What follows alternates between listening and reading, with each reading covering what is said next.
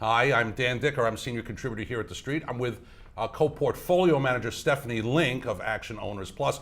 And there are two stocks, Stephanie, that you recently sold I wanted to ask you about because they're interesting. They sort of talk about the entire nature of the market. And the first one I think I want to talk about is the one that's probably tougher for you to sell, which was probably Ensco. Tell me why you got out of that at this point. That is hard, and I will tell you, Jim and I battled on it. I see a tremendous amount of value at this company. It's the blue chip in the ultra deep water market, right? Well, it's becoming the blue chip because they have, in fact, they've contracted to buy three, or at least build three more ultra deep water platforms on spec without really having any kind of contracting already set for it. And that's a little worrisome actually, because they used to build on need, right? Now they're building on spec. Now they'll tell you it's because demand is there, that they see it.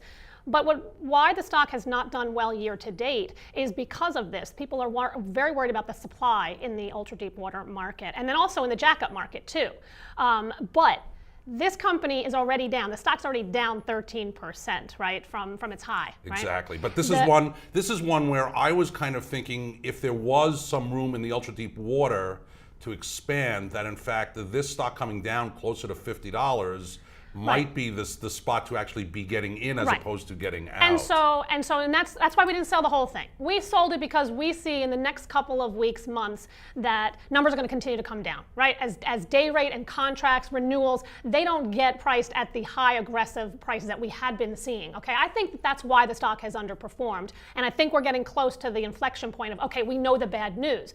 Probably we're more inclined to buy it maybe when it has a 4% yield versus a 3.5% yield. That's the way, that's what we're attracted to. But this is a blue chip company, and it's very hard to sell one of the best in breed on sale. I just don't see catalysts. When oil goes up 17% year to date, and this stock is down 13% year to date, yeah, there's some value there, but there's also a reason. And so we see better upside in something like an Anadarko or an Apache or an Occidental. So we have other names that we're playing. We're going to hold a little piece, and maybe if it gets more. Let me ask about another one now that you're talking about dividend, because here's one. I may not agree with the sale of Ensco at this level, but the one that I do agree with is DuPont. So tell me what your thinking was on that. DuPont was also hard because we've got an activist involved in the name, Peltz, right? He said that he's in buying, and he wants the company to split up in some way, shape, or form.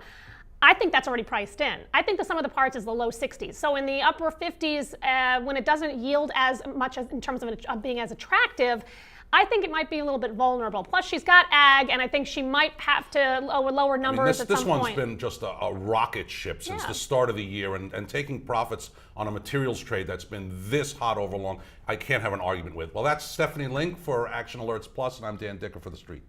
You can follow Jim Cramer and Stephanie Link's stock picks and strategy on actionalertsplus.com.